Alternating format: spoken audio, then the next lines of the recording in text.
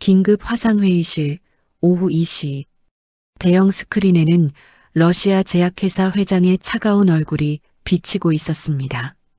박철수 회장은 땀을 뻘뻘 흘리며 통역사 옆에 서 있었습니다.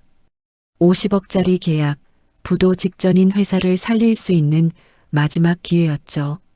그런데 그 순간 통역사가 갑자기 얼굴을 붙잡으며 쓰러졌습니다. 으악! 쿵 하는 소리와 함께 바닥에 널브러진 통역사. 박철수 회장이 다급하게 소리쳤습니다. 잠깐만 기다려 주시오. 하지만 러시아 회장의 목소리는 차갑기만 했습니다. 소통이 안 되면 계약은 취소입니다. 10초 드리겠습니다. 10, 9, 8, 7. 카운트다운이 시작됐습니다. 회의실 안은 아수라장이 됐고 복도에서는 65세의 청소부 한영자가 걸레질을 하다 손을 멈췄습니다. 6, 5, 4.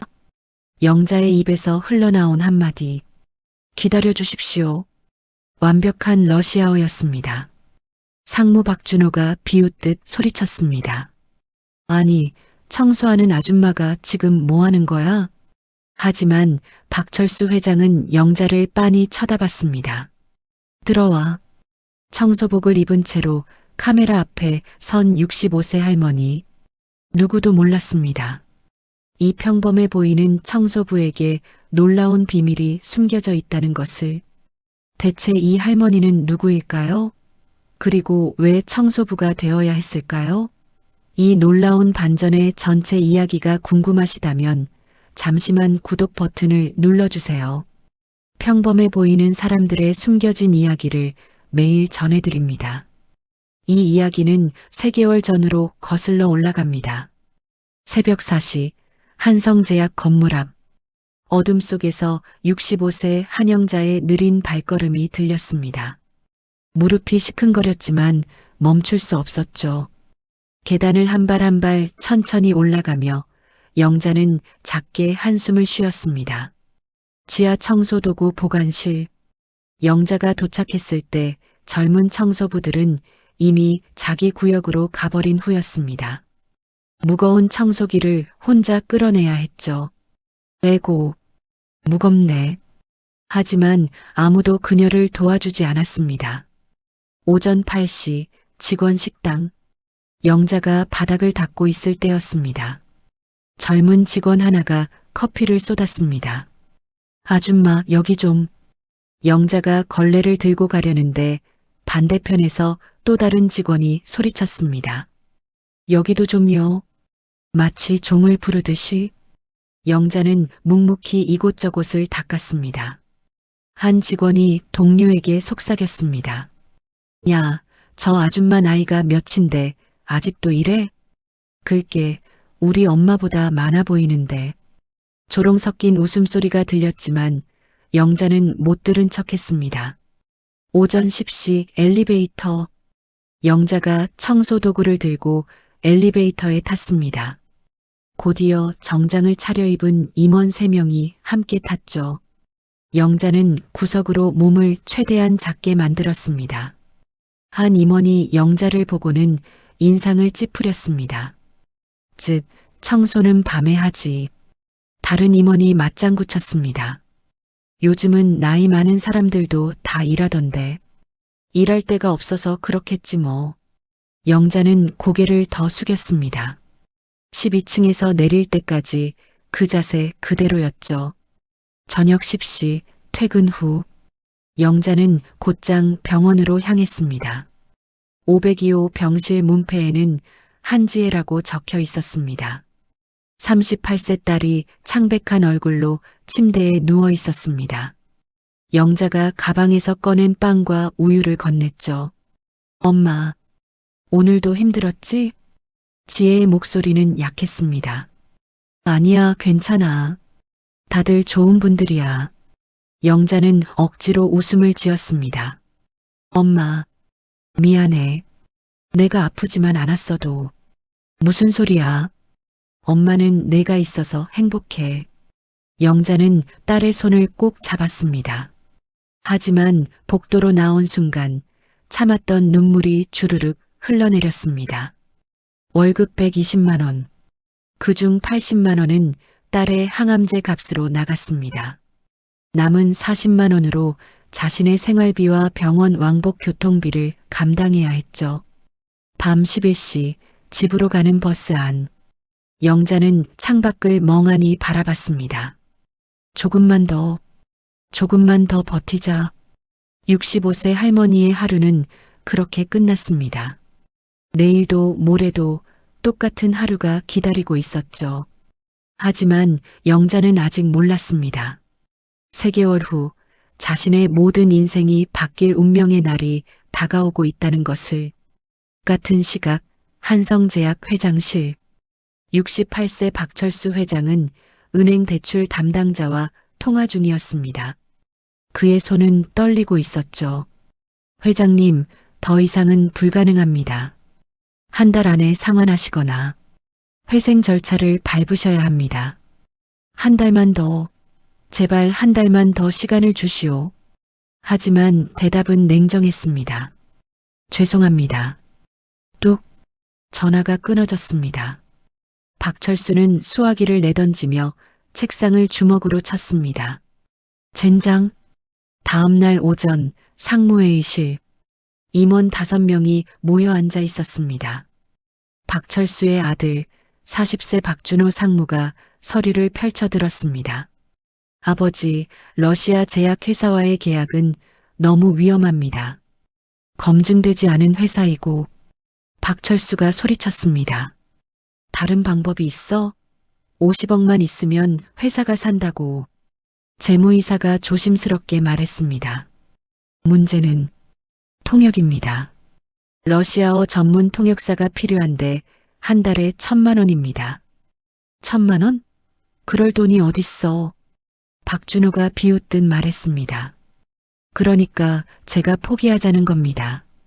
영어로 소통 가능한 중국이나 일본 쪽으로. 닥쳐. 그쪽은 이미 다 알아봤어. 조건이 너무 안 좋아. 회의실은 무거운 침묵에 휩싸였습니다. 같은 시각 복도. 영자가 복도를 청소하고 있었습니다. 회의실에서 들려오는 큰 소리가 복도까지 새어나왔죠. 이 중국 업체가 뭐라는 거야? 한 직원이 중국어로 된 이메일을 들고 당황하고 있었습니다. 다른 직원들도 머리를 싸매고 있었죠. 영자가 지나가다 무심코 그 이메일을 흘끗 봤습니다. 순간 그녀의 표정이 굳어졌습니다. 저건 협박 메일인데. 하지만 영자는 아무 말 없이 고개를 돌려 지나갔습니다. 오후 2시 복도. 박준호 상무가 부하 직원 2명과 함께 걸어오고 있었습니다. 영자가 벽 쪽으로 비켜서며 고개 숙여 인사했습니다. 안녕하세요. 하지만 박준호는 영자를 완전히 무시한 채 그냥 지나갔습니다. 그리고 뒤돌아서며 부하 직원에게 말했죠. 청소하는 사람들 업무 시간에는 안 보이게 해. 보기 안 좋잖아. 네, 상무님. 영자는 그 말을 듣고도 표정 하나 변하지 않았습니다. 익숙한 일이었으니까요. 그저 더 구석으로 몸을 움직였을 뿐이었습니다. 저녁 8시 회장실. 박철수는 홀로 남아 서류를 뒤적이고 있었습니다. 책상 위에는 부도 D-31이라고 적힌 메모지가 붙어 있었죠. 러시아밖에 없는데. 그때 노크 소리가 들렸습니다. 격리이사가 조심스럽게 들어왔습니다. 회장님, 퇴근하셔야죠. 너무 무리하시면. 괜찮아. 먼저 들어가요. 격리이사가 나가자 박철수는 깊은 한숨을 내쉬었습니다. 창밖으로 보이는 서울 야경이 흐릿하게 번져 보였습니다. 같은 시각 버스 안. 영자는 퇴근길 버스에 앉아 창밖을 바라보고 있었습니다. 머릿속으로는 오늘 회의실에서 들은 대화가 맴돌고 있었죠. 러시아 계약, 통역사 문제. 영자는 고개를 저었습니다. 아냐, 나는 이제 그냥 청소부야. 하지만 가슴 한편이 답답했습니다. 회사가 망하면 자신도 일자리를 잃게 됩니다. 그럼 지혜의 치료비는 어떻게 하나요? 제발, 회사가 살아남아야 하는데. 영자는 주먹을 꽉 쥐었습니다. 하지만 자신이 나설 수는 없었습니다. 65세 청소부가 무엇을 할 수 있겠습니까? 밤 11시 영자의 작은 방. 영자는 낡은 라디오를 켰습니다. 러시아어 방송이 흘러나왔고 영자는 눈을 감고 그 소리에 귀를 기울였습니다. 아무도 모르는 그녀만의 비밀 시간이었습니다. 일주일 후 고급 레스토랑. 박철수 회장은 중국 바이어와 마주 앉아 있었습니다. 통역을 맡은 건 20대 후반의 젊은 통역사였죠. 그녀는 이력서상으로는 중국어 전공자였습니다. 중국 바이어가 중국어로 말했습니다. 쯔거 지하거 타이가오러 워먼 우파지의 쇼. 이 가격은 너무 비쌉니다. 받아들일 수 없습니다. 하지만 통역사는 버벅거리며 엉뚱한 번역을 했습니다. 가격이 적당하다고 합니다. 박철수는 안도하며 웃었습니다. 그렇다면 다행이군요. 중국 바이어의 얼굴이 굳어졌습니다. 뭔가 이상하다는 표정이었죠. 레스토랑 밖 복도. 영자가 복도 바닥을 닦고 있었습니다. 레스토랑 안쪽 대화가 희미하게 들렸죠. 영자의 손이 멈췄습니다. 저 통역? 완전히 반대로 하고 있잖아. 중국 바이어가 다시 말했습니다. 얼치의 지하 오어치 예 타이 창러. 게다가 납품 기한도 너무 깁니다. 통역사가 땀을 흘리며 번역했습니다. 납품 기한이 좋다고 합니다. 영자는 걸레를 꽉 쥐었습니다. 저러다간 계약이 완전히 틀어질 게 뻔했습니다. 30분 후 중국 바이어가 갑자기 자리에서 일어났습니다. 얼굴은 화로 붉게 달아올라 있었죠. 뚜이부치 워먼 분홍 헛주오. 죄송하지만 협력할 수 없습니다. 통역사는 당황하며 말했습니다. 감사하다고 합니다. 중국 바이어는 황당한 표정으로 박철수를 한번 보고는 그냥 나가버렸습니다. 박철수가 소리쳤습니다. 뭐야? 대체 뭐라는 거야? 통역사는 얼굴이 새하얗게 질렸습니다. 죄송합니다. 박철수는 화가 머리끝까지 올라 복도로 뛰쳐나왔습니다. 복도에서는 영자가 청소 중이었죠. 당신도 치우지 그래. 박철수가 영자에게 화풀이를 했습니다. 영자는 황급히 비켜섰습니다. 영자가 물러서다 무심코 중국어로 중얼거렸습니다. 루거 판이 정체더화. 통역만 제대로 됐어도. 박철수가 돌아봤습니다. 뭐라고? 영자는 깜짝 놀라 고개를 숙였습니다. 아무것도 아닙니다. 박철수는 신경 쓸 겨를도 없이 회의실로 돌아갔습니다. 하지만 그 순간을 목격한 사람이 있었습니다. 바로 격리이사였죠. 어머, 지금 중국어? 격리이사는 영자를 다시 쳐다봤지만 영자는 이미 복도 저편으로 사라진 후였습니다. 그날 오후 회장실. 박철수는 책상에 엎드려 있었습니다. 중국 계약 실패는 큰 타격이었습니다. 박준호가 들어왔습니다. 아버지, 그러니까 제 말을 들으셨어야죠. 검증 안 된 통역사를 쓰시니까. 닥쳐. 내가 뭘 안다고. 박준호는 입을 다물었지만 눈빛은 차갑기만 했습니다. 저녁 9시 영자의 집. 영자는 작은 식탁에 앉아 컵라면을 먹고 있었습니다. TV에서는 경제 뉴스가 나오고 있었죠. 중소기업 부도율, 역대 최고치 경신. 영자는 한숨을 쉬었습니다. 회사가 망하면 나도. 그때 휴대폰이 울렸습니다. 병원에서 온 문자였습니다. 한지의 환자 항암제 처방 예정. 금액 80만 원. 영자의 손이 떨렸습니다. 이번 달 월급은 이미 다 계산이 되어 있었습니다. 더 이상 쓸 돈이 없었죠. 어떻게 하지? 영자는 고개를 떨구었습니다. 하지만 포기할 수는 없었습니다. 딸을 위해서라도. 다음 날 새벽 한성제약. 영자는 평소보다 더 일찍 출근했습니다. 혹시 다른 청소 일거리가 없을까 싶어서였죠. 지하 보관실을 정리하다가 영자는 버려진 서류 더미를 발견했습니다.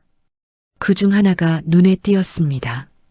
독일 기계 제조사에서 온 이메일. 독일어로 빼곡하게 적혀 있었습니다. 영자는 주위를 살폈습니다. 아무도 없었죠. 영자는 조심스럽게 그 서류를 읽기 시작했습니다. 눈이 점점 커졌습니다. 이건 중요한 내용인데 왜 버려진 거지? 서류에는 독일 회사가 한성제약과의 거래를 재검토하겠다는 내용이 담겨 있었습니다. 회신이 없으면 계약을 파기하겠다는 경고장이었죠. 영자의 마음속에서 무언가가 움직이기 시작했습니다. 그날 오전 기획팀 사무실. 직원들이 모여서 머리를 싸매고 있었습니다.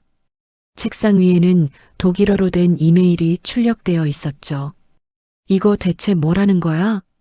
번역기 돌렸는데 이상한 말만 나와. 독일어 통역사 부르자. 하루에 100만 원이래. 상무님이 안 된대. 직원들은 한숨만 푹푹 내쉬었습니다. 박준호가 지나가다 물었습니다. 아직도 그거 해결 못했어? 죄송합니다. 독일어를 아는 사람이 없어서.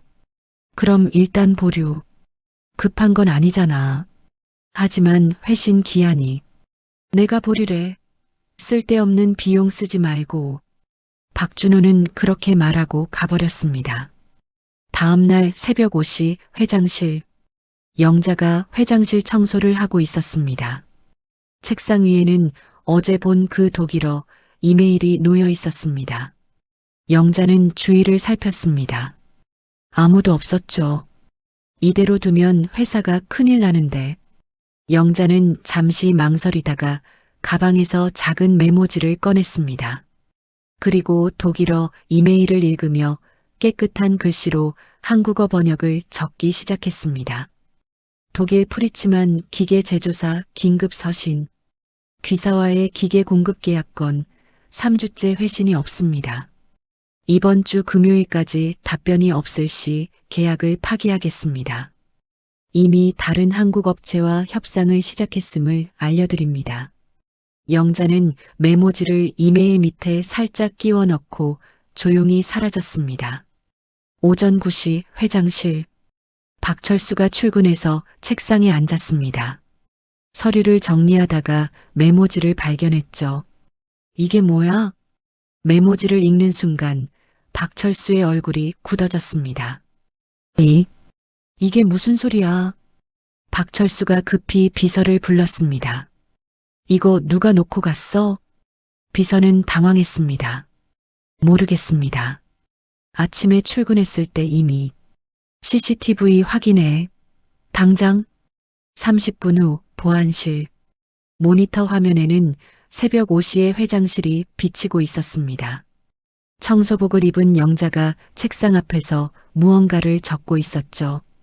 박철수가 화면을 가리키며 물었습니다. 저 사람 누구야?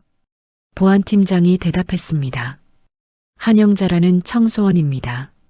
3년째 근무 중이고요. 청소부가 독일어를. 박철수는 믿기지 않는다는 표로 화면을 계속 들여다봤습니다.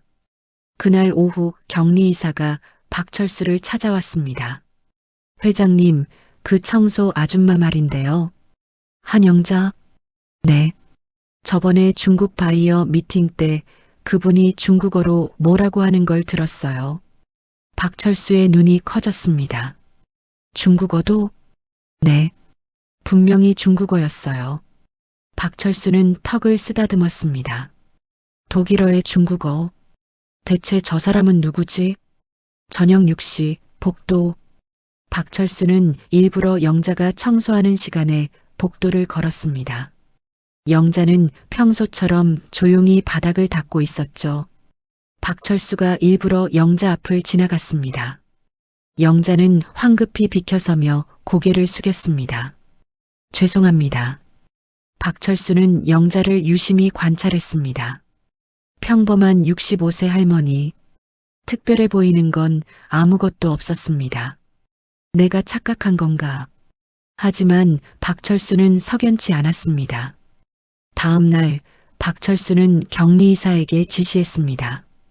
한영자, 그 사람 인사 기록 좀 가져와 봐. 잠시 후 격리이사가 서류를 들고 왔습니다. 여기 있습니다. 박철수가 서류를 펼쳤습니다. 이름 한영자, 나이 65세, 학력 고졸, 경력 없음, 근무기간 3년. 경력이 없어? 네. 특이사항도 없고요. 그냥 평범한 청소원입니다. 하지만 박철수는 뭔가 이상하다는 느낌을 지울 수 없었습니다. 그날 밤 영자의 집. 영자는 작은 라디오를 켜고 독일어 뉴스를 듣고 있었습니다. 노트에는 독일어 단어들이 빼곡히 적혀 있었죠. 휴대폰이 울렸습니다. 딸 지혜에게서 온 문자였습니다. 엄마, 오늘 검사 결과 좋대요. 의사 선생님이 잘 회복되고 있다고 하셨어요. 엄마 덕분이에요. 영자의 눈가에 눈물이 맺혔습니다. 조금만 더 버티면 돼. 영자는 다시 라디오에 귀를 기울였습니다. 30년 동안 놓지 않았던 이 습관. 언젠가는 쓸모가 있을 거라고 믿었습니다. 그리고 그날이 곧 다가오고 있었습니다. 일주일 후 회사 게시판에 공지가 붙었습니다. 긴급 공지.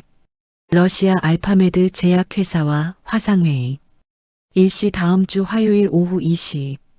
통역 외부 전문가 섭외 완료. 박철수는 마지막 기회에 모든 것을 걸었습니다. 50억짜리 계약. 회사의 운명이 걸린 순간이었죠. 하지만 아무도 몰랐습니다. 그날 모든 것이 바뀔 거라는 것을. 운명의 날 오전. 한성제약 건물은 긴장감으로 가득했습니다. 복도를 오가는 직원들의 표정이 모두 굳어 있었죠. 회장실에서는 박철수가 넥타이를 매만지고 있었습니다. 손이 떨렸습니다. 이번이 마지막이야. 부도까지 남은 시간 딱 3일. 이 계약이 무산되면 한성제약은 끝이었습니다. 오후 1시 30분. 러시아어 통역사가 도착했습니다. 30대 후반의 여성이었죠. 박철수가 악수를 청했습니다. 오늘 부탁드립니다. 최선을 다하겠습니다.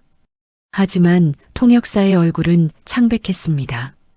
오후 1시 50분 화상회의실. 임원들이 모두 모여 있었습니다.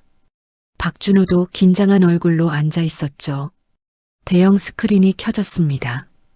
통역사가 갑자기 배를 움켜잡았습니다.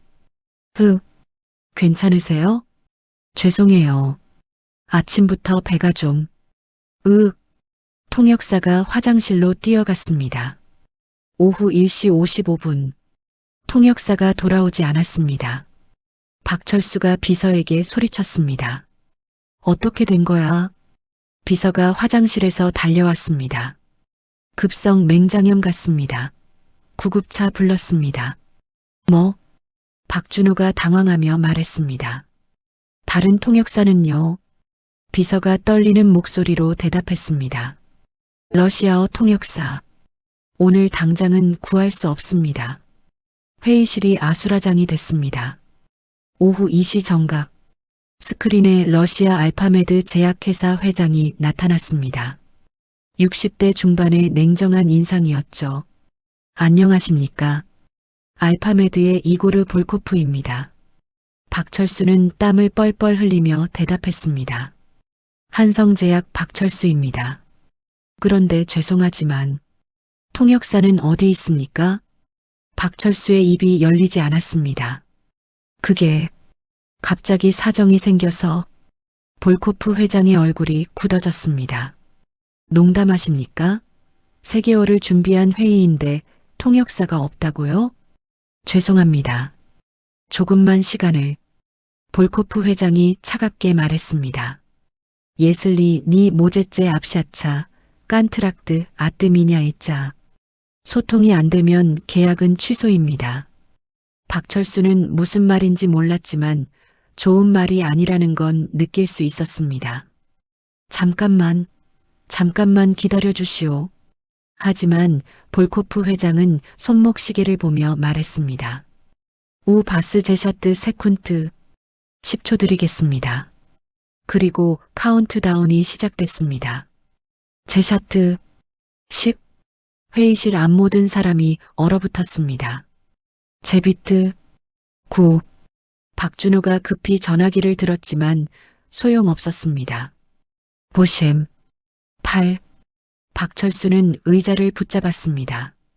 눈앞이 캄캄했습니다. 셈 7. 복도에서 청소를 하던 영자가 손을 멈췄습니다. 회의실 안에 긴박한 분위기가 느껴졌습니다. 셰스트 6. 영자의 가슴이 두근거렸습니다. 머릿속으로 온갖 생각이 스쳐갔죠. 나서면 안 돼. 하지만 뼈트 딸 지혜의 얼굴이 떠올랐습니다. 병원비 고지서가 눈앞에 어른거렸습니다. 채띠래 4. 회사가 망하면 나도 지혜도. 영자는 걸레를 바닥에 내려놓았습니다. 3. 드바 2. 영자가 회의실 문 앞에 섰습니다. 손이 떨렸습니다. 이러면 안 되는데. 하지만 아진 1. 영자가 문을 벌컥 열고 들어갔습니다. 빠다주째 빠줄루이스다. 기다려 주십시오. 완벽한 러시아어였습니다. 회의실 앞 모든 시선이 영자에게 쏠렸습니다. 청소복을 입은 65세 할머니, 땀으로 범벅이 된 얼굴, 떨리는 손. 박준호가 벌떡 일어났습니다. 뭐야, 청소 아줌마가 지금 뭐 하는 거야? 하지만 스크린 속 볼코프 회장이 눈을 크게 떴습니다. 비가바리째 빠루스키? 당신 러시아어 하십니까? 영자는 떨리는 목소리로 대답했습니다. 네, 조금. 박철수가 영자를 빤히 쳐다봤습니다. 당신이 러시아어를? 박준호가 소리쳤습니다. 말도 안 돼. 말도 안 돼. 아버지, 청소부 따위가 무슨. 하지만 박철수는 손을 들어 박준호를 막았습니다. 지푸라기라도 잡는 심정이었죠. 들어와. 영자는 천천히 카메라 앞으로 걸어갔습니다. 다리가 후들거렸습니다. 30년 만에 다시 서는 자리. 모든 게 낯설었습니다. 볼코프 회장이 말했습니다. 브레드 스타부제스, 빠줄루이스타. 자기소개 부탁드립니다. 영자는 깊게 숨을 들이마셨습니다. 그리고 유창한 러시아어로 대답했습니다. 저는 한영자입니다. 오늘 통역을 돕게 됐습니다. 회의실에 정적이 흘렀습니다. 볼코프 회장의 얼굴에 미소가 번졌습니다. 한국에 이렇게 러시아어를 완벽하게 구사하는 분이 계시다니 놀랍습니다. 영자의 통역이 시작됐습니다. 그리고 그 순간 한영자의 숨겨진 30년이 깨어나기 시작했습니다. 화상회의가 시작됐습니다. 볼코프 회장이 러시아어로 말했습니다. 귀사의 제품 라인에 대해 설명해 주시겠습니까? 영자가 완벽한 한국어로 통역했습니다. 회장님, 우리 제품 라인에 대해 설명해 달라고 하십니다. 박철수가 더듬거리며 대답했습니다. 우리는 항생제와 소염제를 주로. 영자는 그 말을 다시 러시아어로 옮겼습니다. 하지만 단순한 번역이 아니었습니다.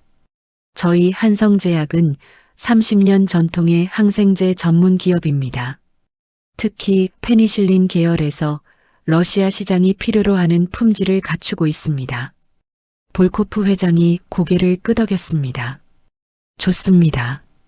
그런데 가격 경쟁력은 어떻습니까? 영자가 통역하면서 박철수에게 조용히 속삭였습니다. 회장님, 러시아에서는 가격보다 장기 파트너십을 중요하게 여깁니다.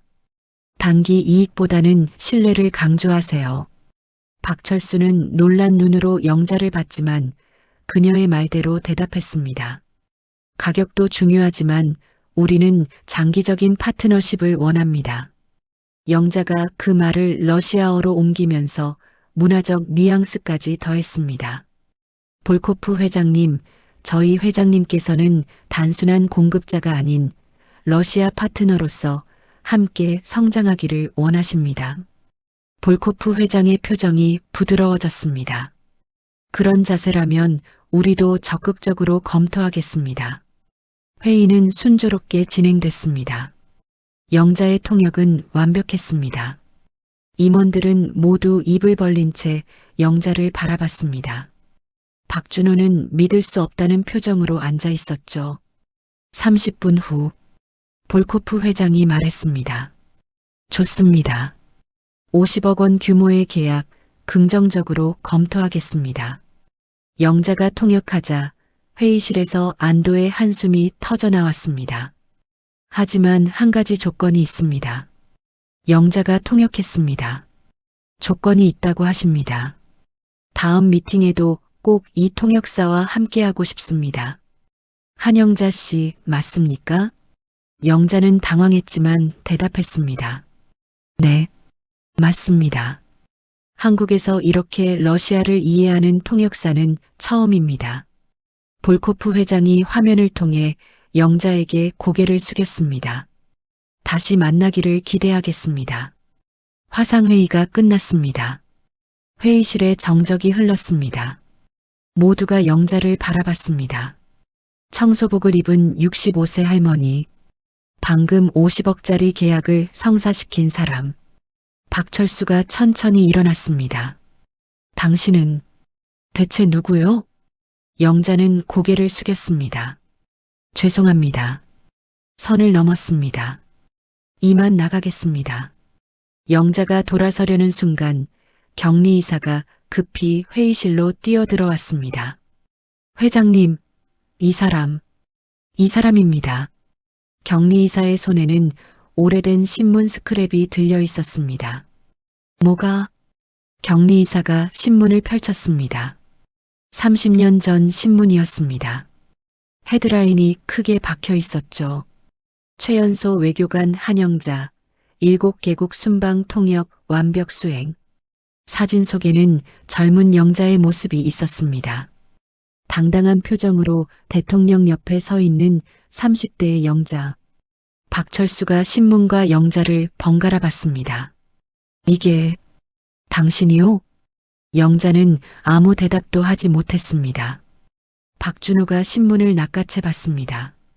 말도 안 돼. 외교관이 왜 청소부를? 격리이사가 또 다른 기사를 꺼냈습니다. 한영자 외교관, 7개 국어 능통. 외교부 최고 인재. 7개 국어라고요? 박철수가 물었습니다. 영자는 여전히 침묵했습니다. 대답해 보시오. 당신이 정말 이 사람이요? 영자가 천천히 고개를 들었습니다. 눈가에 눈물이 맺혀 있었습니다. 네, 옛날 일입니다. 옛날 일? 외교관이 어떻게 청소부가 되는 거요? 영자는 입술을 깨물었습니다. 사정이 있었습니다. 무슨 사정? 영자는 대답하지 않았습니다. 30년의 비밀을 어떻게 한마디로 설명할 수 있겠습니까? 박철수가 다가왔습니다. 당신이 정말 7개 국어를 한다는 거요? 영자는 작게 고개를 끄덕였습니다. 영어, 중국어, 러시아어, 독일어, 프랑스어, 스페인어, 아랍어. 회의실에 있던 모든 사람이 입을 다물지 못했습니다. 박준호가 비웃듯 말했습니다. 증명할 수 있어요? 아니면 그냥 허풍인가? 영자는 박준호를 바라봤습니다. 그리고 영어로 말했습니다. If you need proof, I can speak in any language you want. 증명이 필요하시다면 원하는 어떤 언어로도 말씀드릴 수 있습니다. 이어서 중국어로 커이 용 중원 슈어와 중국어로 말할 수 있습니다. 프랑스어로 주빼 빠를레 푸엉세 프랑스어로 말할 수 있습니다. 독일어로 이 칸 아우후 도이치 슈프레헨 독일어도 할 수 있습니다. 모두가 할 말을 잃었습니다. 박철수는 의자에 주저앉았습니다. 30년 전 이 나라 최고의 외교관이 왜 우리 회사 청소부로 영자의 눈에서 눈물이 흘러내렸습니다. 30년 전 모든 것을 잃었습니다. 남편이 사업에 실패하고 저도 모든 것을 잃었습니다. 그래서 청소부가 된 거요? 살아남기 위해 할 수 있는 일을 했습니다. 박철수는 긴 한숨을 내쉬었습니다. 당신 같은 인재가 3년 동안 바로 옆에 있었는데 그는 자신이 얼마나 큰 보물을 무시하고 살았는지 깨달았습니다. 미안하오. 당신을 알아보지 못했소. 영자는 고개를 저었습니다. 괜찮습니다. 저는 그저 박철수가 영자의 말을 끊었습니다. 오늘부터 국제사업부 부장으로 임명하겠소. 아니, 저는 월급은 10배, 전용 사무실도 드리겠소. 그리고 박철수는 영자를 똑바로 바라봤습니다. 회사를 살려주시오. 부탁이요. 영자는 떨리는 손을 꼭 쥐었습니다. 30년 만에 다시 찾은 기회. 하지만 동시에 두려웠습니다. 정말 다시 시작할 수 있을까? 그날 저녁 병원. 영자는 딸에게 모든 이야기를 했습니다. 엄마가 다시 일하게 됐어. 지혜가 눈을 크게 떴습니다. 정말요? 어떤 일인데요? 옛날에 하던 일이야. 지혜는 어머니의 손을 꼭 잡았습니다. 엄마, 자랑스러워요. 영자는 눈물을 닦았습니다. 하지만 이제 그 눈물은 기쁨의 눈물이었습니다. 해시태그 시퀀스 7300자 3개월이 흘렀습니다. 한성제약 17층 국제사업부. 영자는 이제 정장을 입고 자신의 사무실에서 일하고 있었습니다. 문패에는 국제사업부 부장 한영자라고 적혀 있었죠. 러시아 계약은 성공적으로 체결됐고 이어서 중국, 독일, 프랑스 바이어들과도 연달아 계약에 성공했습니다. 회사는 완전히 회생했습니다. 회의실에서 박철수가 발표했습니다. 이번 분기 매출 200억 달성, 3개월 만에 부도 위기를 완전히 벗어났습니다. 임원들이 박수를 쳤습니다. 모두의 시선이 영자에게 향했습니다. 이 모든 게 한영자 부장 덕분입니다. 영자는 겸손하게 고개를 숙였습니다. 하지만 한편에서는 박준호가 어두운 표정으로 앉아 있었습니다. 회의 후 박준호의 사무실. 박준호는 책상을 주먹으로 쳤습니다. 3개월 만에 부장? 말도 안 돼. 그는 사립탐정 명함을 꺼내 들었습니다. 한영자, 내 과거를 다 파헤쳐 주겠어. 일주일 후 박준호는 두꺼운 서류 봉투를 받았습니다. 봉투를 열어보는 순간 그의 얼굴이 굳어졌습니다. 이게 뭐야? 긴급 임원회의가 소집됐습니다. 박준호가 일어서서 프로젝터를 켰습니다. 여러분, 오늘 한영자에 대한 중요한 사실을 밝히겠습니다. 스크린에 오래된 신문 기사가 나타났습니다. 석균제약 대표 한석균, 사업 실패로 자살. 박철수의 얼굴이 창백해졌습니다. 박준호가 말을 이었습니다. 한영자의 남편입니다. 30년 전에 제약회사를 운영하다가 파산했죠. 그게 우리랑 무슨 상관이야? 박준호가 또 다른 기사를 띄웠습니다. 대한제약 원료 독점 공급, 중소업체들 줄도산, 석균제약 포함 5개 업체 부도. 박철수는 그 기사를 보는 순간 기억이 떠올랐습니다. 30년 전 자신이 회사를 키우기 위해 원료를 독점 공급하면서 많은 중소업체들이 망했습니다. 그중 하나가 석균제약. 박준호가 차갑게 말했습니다. 네, 아버지. 한영자의 남편이 우리 때문에 파산한 겁니다.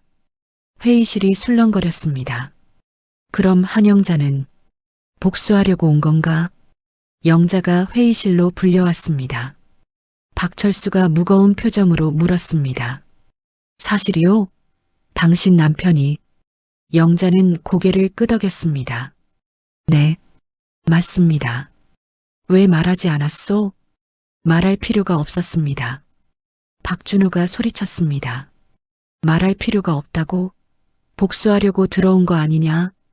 영자는 박준호를 바라봤습니다. 복수요? 그녀의 목소리에는 깊은 슬픔이 배어 있었습니다. 30년은 너무 긴 시간입니다. 무슨 소리야? 영자가 천천히 말했습니다. 처음에는 미웠습니다. 회장님이 남편을 죽였다고 생각했죠. 박철수는 고개를 숙였습니다. 하지만 영자의 목소리가 떨렸습니다. 미움으로는 딸을 살릴 수 없었습니다. 딸, 제 딸이 말기암입니다. 15년째 투병 중이고 영자의 눈에 눈물이 고였습니다. 매달 치료비가 80만 원입니다. 15년 전 아무도 저를 고용해주지 않았습니다. 박철수가 물었습니다. 그래서 한성제약만이 저를 받아줬습니다. 박철수는 그제야 기억났습니다. 15년 전 50대 여성이 청소일을 구하러 왔을 때 격리의사가 나이가 너무 많다고 거절하려 했죠. 하지만 박철수가 말했습니다. 나이가 뭐가 중요해. 일할 의지가 있으면 되지. 그렇게 영자를 고용했습니다. 이름도 자세히 보지 않고 영자가 말을 이었습니다. 회장님은 제 남편의 원수이기도 하지만 눈물이 볼을 타고 흘러내렸습니다. 제 딸의 생명을 살린 은인이기도 합니다. 회의실에 깊은 침묵이 흘렀습니다. 박철수의 눈가에도 눈물이 맺혔습니다. 나도 잘못했소. 68세 노인이 처음으로 눈물을 흘렸습니다. 당신 남편에게 미안하오. 내가 욕심을 부리지 않았다면 회장님, 그 많은 사람들을 망하게 했소. 내가 살기 위해서. 박철수는 얼굴을 손으로 가렸습니다. 영자가 조용히 말했습니다. 회장님도 살아남으려고 하신 거잖아요. 하지만 저도 이제는 압니다. 미움을 버리지 않으면 제가 먼저 무너진다는 것을. 영자는 박철수를 바라봤습니다. 용서합니다. 회장님을. 박철수는 소리 없이 울었습니다. 평생을 강하게만 살아온 남자. 처음으로 자신의 죄를 인정한 순간이었습니다. 박준호도 할 말을 잃었습니다. 영자가 마지막으로 말했습니다.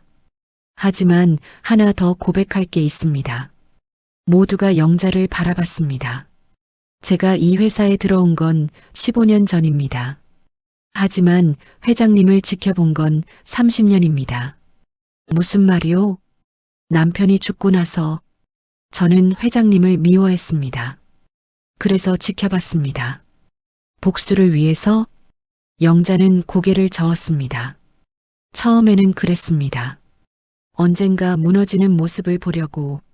하지만 보면 볼수록 회장님도 힘들게 사시더군요. 박철수가 고개를 들었습니다.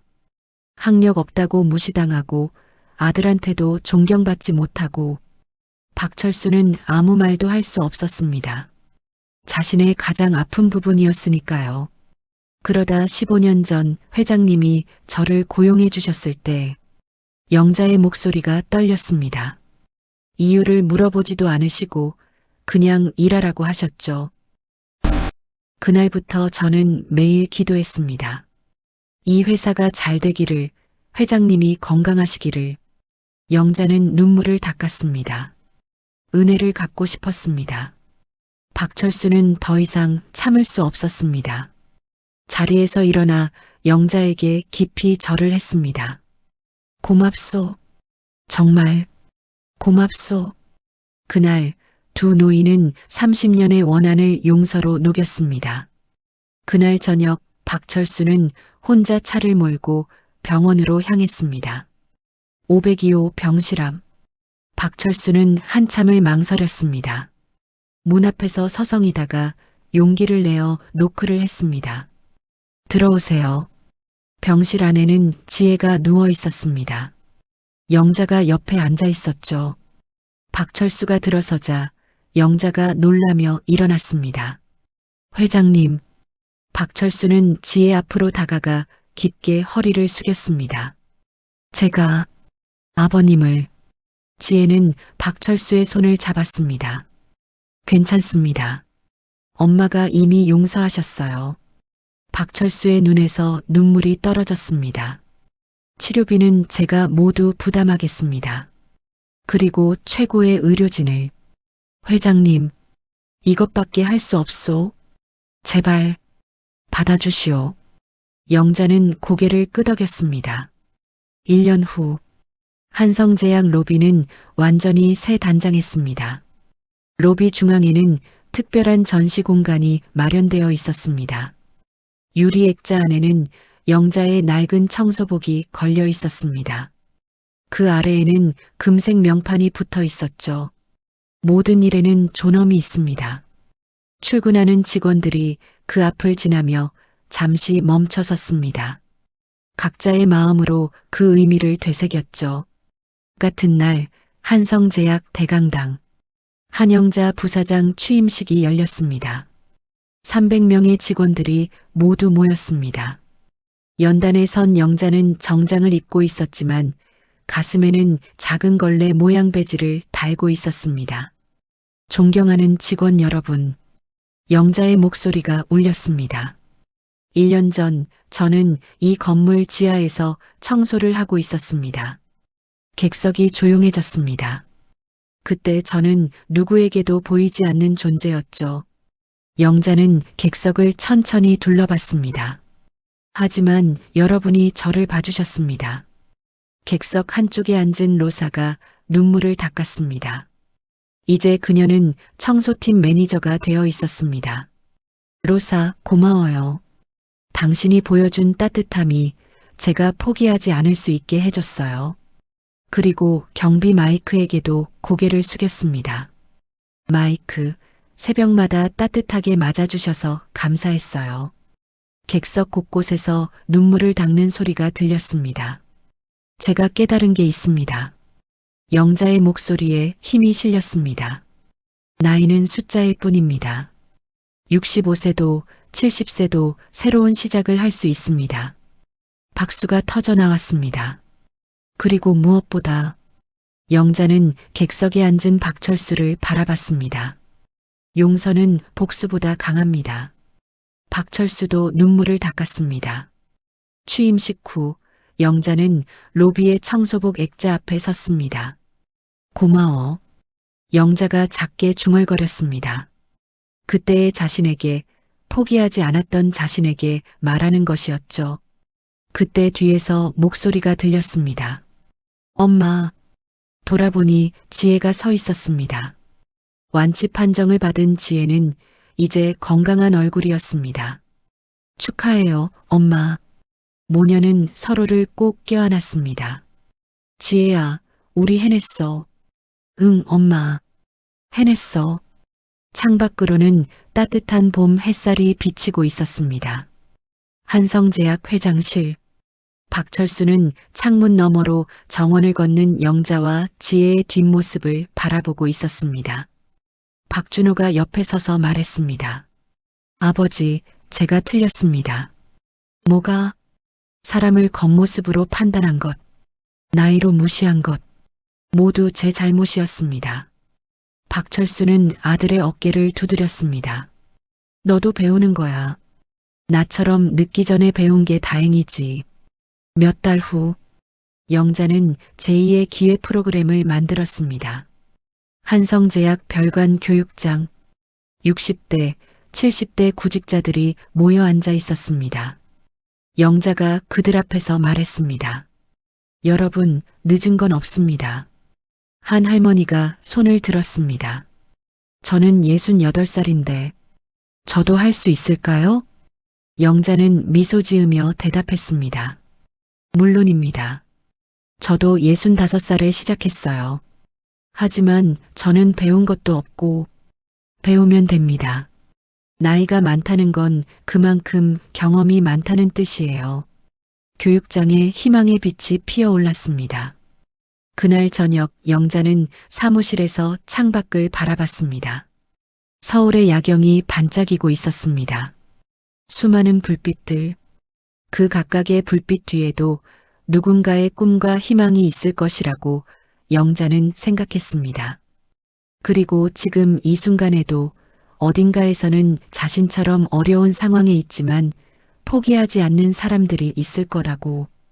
영자는 책상 서랍에서 30년 된 사진 한 장을 꺼냈습니다. 남편과 함께 찍은 사진이었습니다. 여보, 나 잘 살고 있어. 이제 더 이상 미워하지 않아. 영자는 사진에 입을 맞추고 조심스럽게 다시 서랍에 넣었습니다. 한성제약 옥상 정원. 영자와 지혜가 손을 잡고 서 있습니다. 석양이 두 사람을 따뜻하게 비추고 있었죠. 평범해 보이는 사람에게도 놀라운 이야기가 있습니다. 나이가 많다고, 배움이 없다고 포기하지 마세요. 당신 안에 있는 그 빛을, 그 가능성을 믿어주세요. 언젠가는 반드시 당신의 빛이 세상을 밝힐 날이 올 것입니다. 오늘 이야기 어떠셨나요? 이야기가 재밌으셨다면 구독과 좋아요 부탁드려요. 그리고 지금 이 순간 어디서 무엇을 하며 들어주고 계신지 댓글로 나눠주세요. 여러분의 이야기도 궁금하거든요. 여러분 가정에 따뜻한 행복이 가득하시길 바라며 오늘도 시청해 주셔서 감사합니다.